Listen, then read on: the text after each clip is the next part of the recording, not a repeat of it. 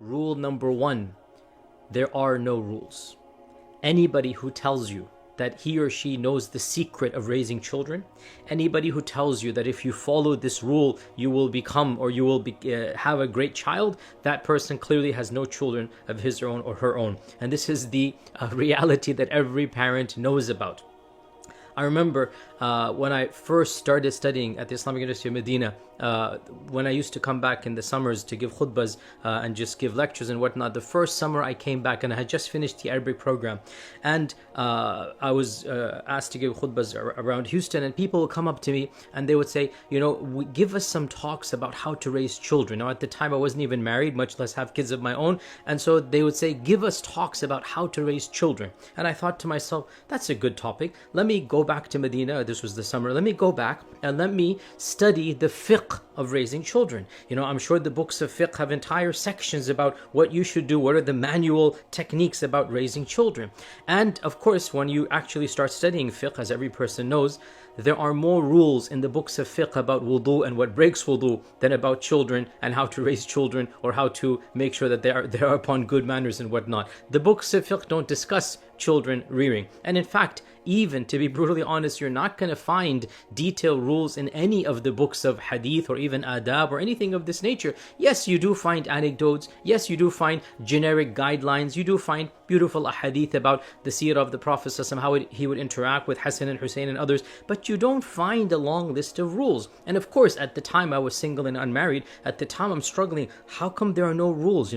How do we know, how to raise children? And of course, you realize as you grow older and as you have your own children, that it is of the mercy of Allah subhanahu wa ta'ala that He did not give us a manual. There is no manual for a parent. There is no handbook that every single Muslim child or couple or whatnot needs to be given, that this is how you raise children. Rule number 27, subsection 5, do this, don't do that. No, it is an on-the-job experiential, training. You learn as you're going along. You're not going to be following, it's not a science, it is really an art.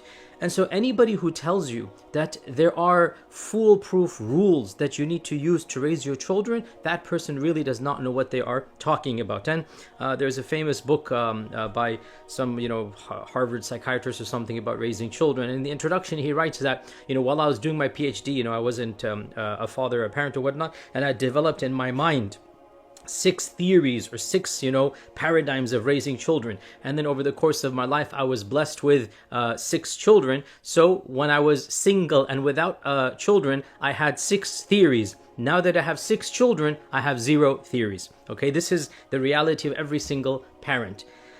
The art of raising a child is an art that cannot be taught. It's not science, it's not mathematics, it's not something that you memorize. And that is why, and I remember when I had my firstborn as well, I felt so unprepared. I felt overwhelmed. I didn't know what to do. And you realize that you don't know what to do, but you're going to have to learn. And you're going to have to, you might make some mistakes. And then you realize another thing, when you're blessed with the second child, and then the third and the fourth, when you're blessed with other children, you realize that what might have worked for the first child is not going to work for the second. What worked for the first and second will not work for the third. What didn't work for the first 3 will work for the fourth. And so the art of raising a child is specific, not just to the child, but also to the culture and to the times and to the environment. It really is an ongoing experience. You cannot have a hard and fast rule. And we thank Allah subhanahu wa ta'ala that no such manual, explicit, canon of laws was revealed when it comes to the art of raising children. And that is why, again, let me be very frank here. This is something that every person of knowledge knows, that just because you have some knowledge of Islam, it doesn't necessarily make you a good parent. So you see, knowledge of fiqh, knowledge of aqeedah, knowledge of akhlaq, knowledge of tarbiyah, knowledge of tafsir, that's not at all related to being a good parent. You can be an alim, allama, you can be a hafid, you can be everything, and still, a'udhu billah, fail miserably at being a parent.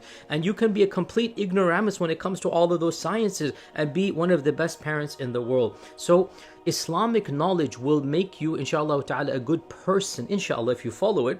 But parenting and the techniques of parenting are not things that Allah revealed. So this is not a revealed knowledge, and that's something that, again, we need to appreciate and realize. I mean, frankly, may Allah protect myself and all of my colleagues and friends, but sometimes, the children of people of knowledge are not the best role models and examples, and it doesn't reflect on the knowledge of the parent or the father, and it doesn't reflect on the child as well. It's the reality. Nuh alayhi salam, his son ended up rejecting Islam. His son literally rejected being saved in the ship that Allah subhanahu wa ta'ala gifted Nuh and his people. Can anybody blame Nuh for this? It is what it is. And you have the exact opposite as well, that in the household of Fir'aun, his wife becomes the greatest of the great. So no doubt, parents and society have a huge role to play, but in the end, it is not decisive. And you can have the perfect environment, you can have great people as parents, and for whatever reason, and you can even have great parents, and for whatever reason, the child does not benefit from that. It's like expecting the child to benefit if they go to the best high school or the best university. In the end of the day, there's only so much that can be done. So